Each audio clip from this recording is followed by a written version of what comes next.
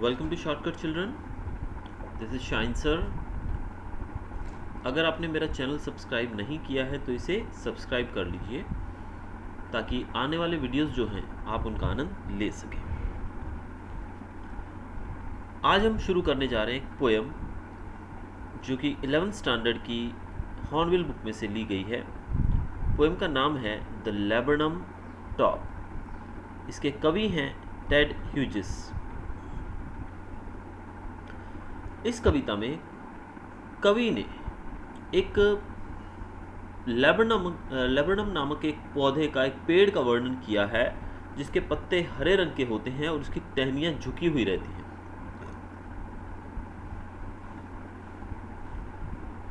कवि जो हैं वो हमें बताना चाहते हैं कि किस प्रकार से जो जीवन है हमारा, यानी कि मनुष्य जीवन जो है वो निरंतर बदलावों से घिरा हुआ है, यानी कि समय दर समय इसके अंदर काफ़ी सारे बदलाव हमें देखने को मिलते हैं। अब जो कवि हैं उन्होंने किस प्रकार से इसको हमारे जीवन के साथ जोड़कर इस कविता के माध्यम से हम तक पहुंचाया है, वो हम इस कविता के माध्यम से देखते हैं। तो सबसे पहले हम एक पोएम की रीडिंग लेंगे, उसके बाद हम इसकी समरी को एक्सप्लेन करेंगे। The laburnum top is silent, quite still in the afternoon yellow September sunlight. A few leaves yellowing, all its seeds fallen, till the goldfinch comes with a twitching chirrup, a suddenness, a startlement at a branch end, then sleek as a lizard and alert and abrupt, she enters the thickness and a machine starts up of chatterings and a tremor of wings and trillings. The whole tree trembles and trills. It is the engine of her family. She stokes it full, then flirts out to a branch end, showing her bad face identity mask. Then with airy, delicate whistle chirrup whispering, she launches away towards the infinite, and the laburnum subsides to empty. अब यहाँ पर जो पेड़ की बात की है, जो ट्री जो है, लेबनम ट्री जो है वो कैसा है, इसके बारे में देखिए बताया गया है कि it is a short tree with hanging branches. छोटा पेड़ है जिसकी ब्रांचेस झूलती हुई पाई जाती हैं और इसके ऊपर जो पत्ते लगते हैं और फूल रखते हैं, पीले रंग के फूल रहते हैं और इसके जो बीज हैं वो पॉइजनस रहते हैं, यानी कि जहरीले होते हैं। और गोल्ड फिंच जो है वो एक पक्षी है जिसके येलो फेदर्स, यानी कि गोल्डन कलर का, इसीलिए इसको नाम भी गोल्ड फिंच दिया गया है क्योंकि येलो कलर के इसके फेदर्स रहते हैं, विंग्स रहते हैं और ये गोल्ड की तरह येलोइश कलर का रहता है। तो चलिए शुरू करते हैं पोएम। अब जो कवि हैं एक दोपहर को वो एक पेड़ को, लेबनम के पेड़ को निहार रहे होते हैं, उसको देख रहे होते हैं जो कि उनके घर के बाजू में ही है। अब वो जो पेड़ है उसके ऊपर एक गोल्डफिंच नामक पक्षी का एक घोंसला है, घर है, और वो जो पेड़ है वो सूखा हुआ है, उसके पत्ते जो हैं वो पीले पड़ चुके हैं। तो कवि जो है इस पेड़ के माध्यम से हम तक, यानी कि वाचकों तक ये बात पहुंचाना चाहते हैं कि किस प्रकार से जो हमारा जीवन है वो निरंतर बदलावों से घिरा रहता है, यानी कि बदलाव आते ही रहते हैं जीवन के अंदर। हम कभी भी बदलावों को टाल नहीं सकते हैं। We can never stop changes और ट्रांसफॉर्मेशंस इन आवर लाइफ। आगे कवि कहते हैं एक दोपहर जब वो सितंबर के महीने में उस पेड़ को देख रहे थे, वो पेड़ कैसा था, एकदम शांत, बिल्कुल भी हवा नहीं चल रही थी।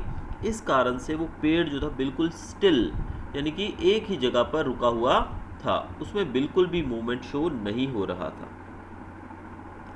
और उसके जो पत्ते थे लेबनम के वो पीले पड़ चुके थे और उसके जो सीड्स थे, जो बीज थे, वो नीचे गिर चुके थे,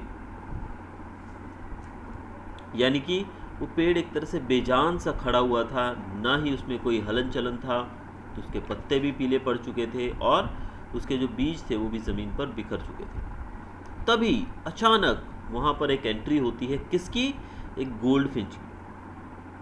गोल्डफिन जो कि एक पक्षी है, उसकी एंट्री होती है और वो बड़ा स्मूथली, बड़ा ही प्यार से वो उस पेड़ पर आकर बैठ जाता है।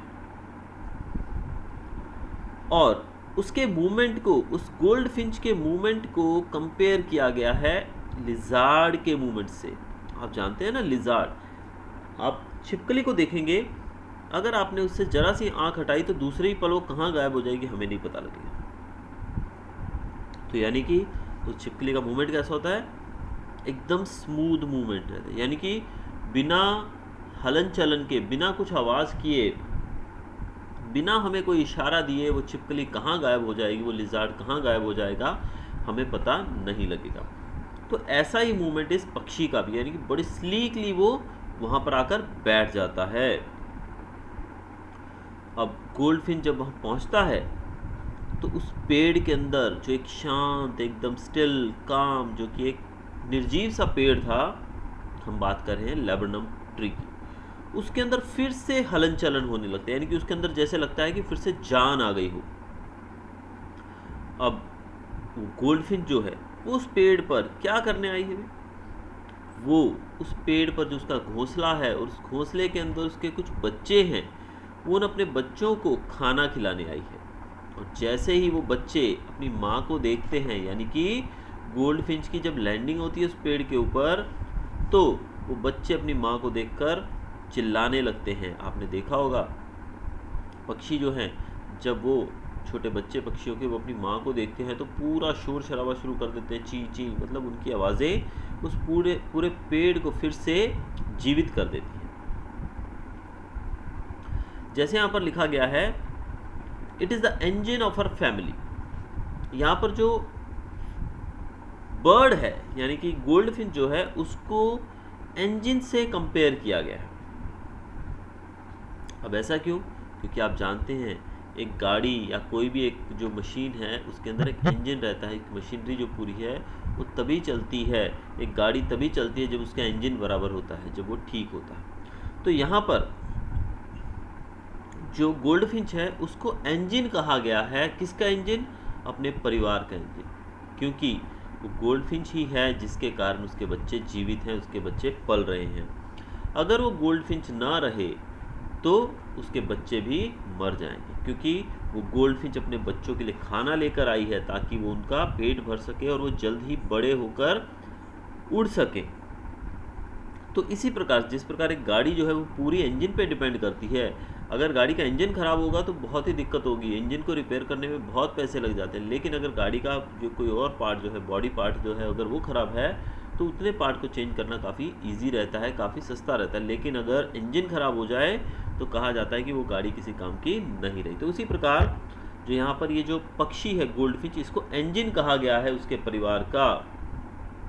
और वो जब वो आती है, गोल्डफिंच पक्षी जो है जब वो आती है माँ उसके बच्चों को फीड करने के लिए, तब उस पेड़ के अंदर से जैसे लगता है फिर से जान आ गई। वो पेड़ पूरा हिलने लगता है साउंड से, यानी कि चारों तरफ उसके चहचहाहट गूंज उठती है।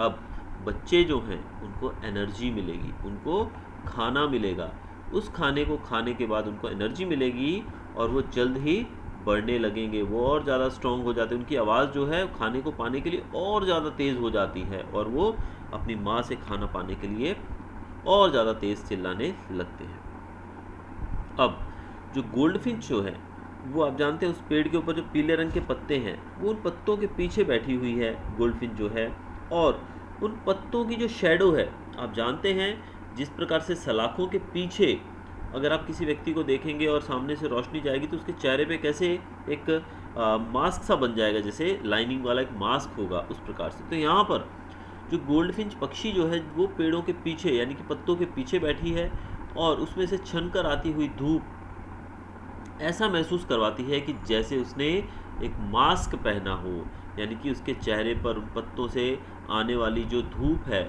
वो इस प्रकार से मतलब वहाँ पर रिफ्लेक्ट हो रही है और उन पत्तों की जो परछाई है वो उसके चेहरे पे इस प्रकार से पड़ रही है कि जैसे मानो उसने चेहरे पे मास्क पहना हो अपनी आइडेंटिटी को छुपाने के लिए, यानी कि वो जो पक्षी है वो ऐसा प्रतीत हो रहा है जैसे वो अपनी आइडेंटिटी को छुपाने के लिए पत्तों के पीछे बैठकर एक मास्क पहनकर बैठी हुई है वो। फिर जो पक्षी है, जो गोल्डफिंच है, वो जल्द ही आसमान की तरफ उड़ जाता है।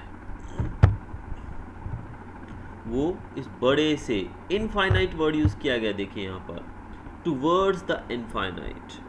और वो जो इनफाइनाइट मतलब यहाँ पर दिया गया है आकाश। आकाश की कोई लिमिट है? नहीं, इसकी कोई लिमिट नहीं है, इसीलिए इसको इनफाइनाइट कहा गया है। फिर वो जो पक्षी है, एरी वर्ड जो दिया गया है, then with airy delicate whistle chirp whisperings she launches away towards the infinite. Airy का मतलब होता है अजीब तरीके से, यानी कि इन अ वेरी मिस्टीरियस वे वो अचानक आकाश की तरफ उड़ जाती। लॉन्चेस का मतलब उड़ जाना, उसने अपने आप को उस तरफ धकेल दिया, वो आसमान की तरफ उड़ जाती है। और जो लेबनम था वो फिर से मोशनलेस हो जाता है, यानी कि उस पक्षी के आने से उस पेड़ के अंदर एक तरह से लगा था कि जैसे जान आ गई है, फिर से वो जीवित हो गया है। और वो जो पक्षी है उसको इंजन कहा गया अपनी फैमिली का, क्योंकि उसके परिवार को पालने वाली वही अकेली एक माँ है। इसके बाद जब वो अपने बच्चों को खाना खिला देती है, उसके बाद वो इनफाइनाइट की तरफ, यानी कि आकाश की तरफ इस तरह से उड़ान भरती है कि जो पेड़ था और लेबनम ट्री था वो फिर से एम्प्टी हो जाता है, मतलब वो फिर से खाली हो जाता है। उसके बच्चे जो कि बहुत ज़्यादा चहचहा रहे थे वो फिर से शांत हो जाते हैं, और अब जो वो पेड़ था वो फिर से ऐसा लगता है कि निर्जीव हो गया है। तो इस प्रकार इस कविता के माध्यम से कवि जो है वो हमें बताते हैं कि हमारा जीवन भी उसी प्रकार से, जैसे लेबनम ट्री है उसी प्रकार से हमारा जीवन भी है, कि इसके अंदर निरंतर बदलाव आते रहते हैं। जैसे वो जो पेड़ था, लेबनम टॉप जो था, वो किस प्रकार से उस पक्षी के आते ही फिर से जीवित हो उठा था, उसी प्रकार उसके जाते ही वो फिर से निर्जीव हालत में आ जाता है। तो हमारा जीवन भी ऐसा ही है। ऐसा नहीं है कि एक बार हमारे जीवन में कुछ समस्या आ गई तो वो हमेशा के लिए रहने वाली है, नहीं, समस्या आएगी और वो चली भी जाएगी। जैसे कि इस पेड़ की जो निर्जीवपन था वो दूर हो गया था उस पक्षी के आने से, और ये फिर से निर्जीव हो गया उस पक्षी के जाने से। तो हमारा जीवन भी इसी प्रकार है। तो इस कविता के माध्यम से कवि हमें निरंतर होने वाले ट्रांसफॉर्मेशन जो हमारे जीवन में हैं उनके बारे में हमें बताते हैं। अगर आपको वीडियो अच्छा लगा हो तो प्लीज़ सब्सक्राइब कीजिएगा मेरे चैनल को। सब्सक्रिप्शन के कोई चार्जेस नहीं रहते हैं, it is totally free. Thanks for watching.